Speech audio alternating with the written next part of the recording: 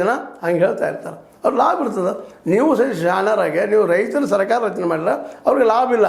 ಅದಕ್ಕಾಗಿ ಅವ್ರು ಇದನ್ನು ಬೋಧನೆ ಮಾಡ್ತಿರ್ತಾರೆ, ರಾಜಕೀಯ ಬರಬಾರ್ದು ಅಂತೇಳಿ. ಯಾವ ಧರ್ಮನೂ ರಾಜಕೀಯ ಬಿಟ್ಟಿಲ್ಲ, ರಾಜಕೀಯ ಬಿಟ್ಟು ಧರ್ಮ ಇಲ್ಲ.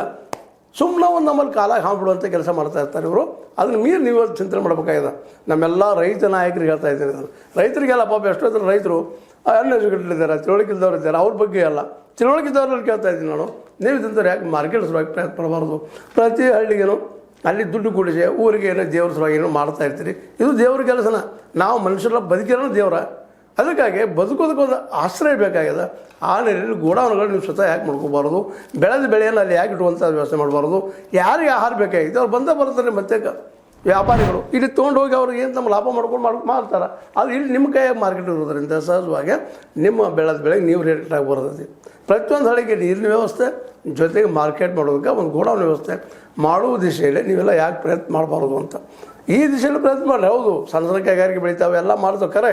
ಆದರೆ ಮಾರ್ಕೆಟ್ ಇವತ್ತೆಲ್ಲ ಏನಾಗಿಬಿಡುತ್ತಪ್ಪ ಅಂದ್ರೆ ಮಲ್ಟಿ ನ್ಯಾಷನಲ್ ಕಂಪ್ನಿಗಳು ಬರೋದ್ರಿಂದ ಎಲ್ಲ ಇವತ್ತು ನೋಡಿದ್ರೆ ನೀವು ಬಜಾಜ್ ಒಂದೆಲ್ಲ ನೀವು ಆ ಒಂದು ದೊಡ್ಡ ಅಂಗಡಿ ಹಾಕಿ ಕೂತಿರ್ತಾರೆ. ಇದು ಮಾರ್ಟ್ ಅಂತೇಳಿ. ಆ ಮಾರ್ಟ್ಗಳು ಹೋಗಿ ನೀವು ಹೋಗಿ ಹಾಕಿ ಅವ್ರು ಕೊಡೋ ದುಡ್ಡು ನೀವು ತೊಗೊಳ್ಳೋದು, ಅವ್ರು ಮಾರಿ ಹೆಚ್ಚು ಲಾಭ ಮಾಡ್ಕೊಳ್ಳೋದು. ಅದಕ್ಕಿಂತಲೂ ನೀವು ನಿಮ್ಮ ಏರಿಯಾದಲ್ಲಿ ಮಾಡೋದಕ್ಕೆ ಸಾಧ್ಯತೆ ಇವತ್ತು ಈ ದಿಶೆಯಲ್ಲಿ